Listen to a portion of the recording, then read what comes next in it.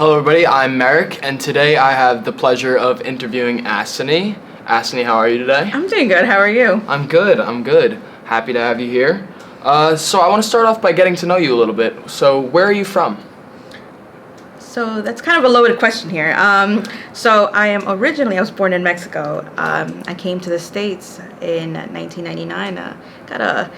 Smuggled across the border.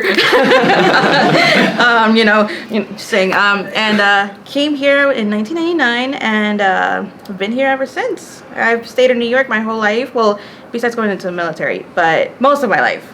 Wow, amazing. So now now I have to ask a bunch of questions. So first, obviously, it was a while ago, but are there any things that you remember from your time in Mexico? So funny story. I remember from Mexico, I have major unofficial PTSD from the earthquakes.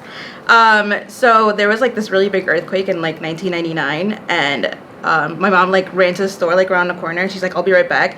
And the earthquake was happening when she left, and I was like, "Oh my god!" And so I was super scared, but that is something that you pretty much only live there. And coincidentally, there's always earthquakes in Mexico in September, which is weird. Yeah, it's like the hurricanes down in Florida this time of year.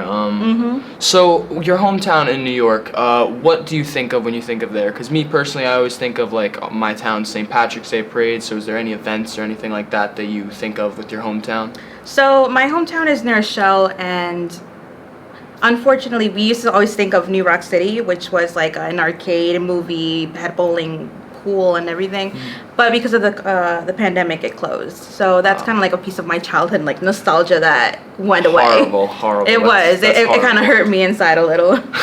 So obviously, that was one of your interests as a kid. So what are some of your interests now? Obviously, you said you like House of the Dragons. Any Yes. other interests in your day-to-day life? Not really. I mean, I like to listen to music. Yesterday I went to a My Chemical Romance concert. Wow, how was that? That was intense. So good. I waited pretty much my whole life for that. So that was really good. And then when they split up and then came back together, I actually bought these tickets before the pandemic. Oh wow! So it's been a long time. So it's coming. almost 3 years, and finally seeing them was just really amazing. Well, it's been really great getting to know some things about you, Asani. That's all from me. Once again, thank you for joining me, and I will see you next time on Fordham Live.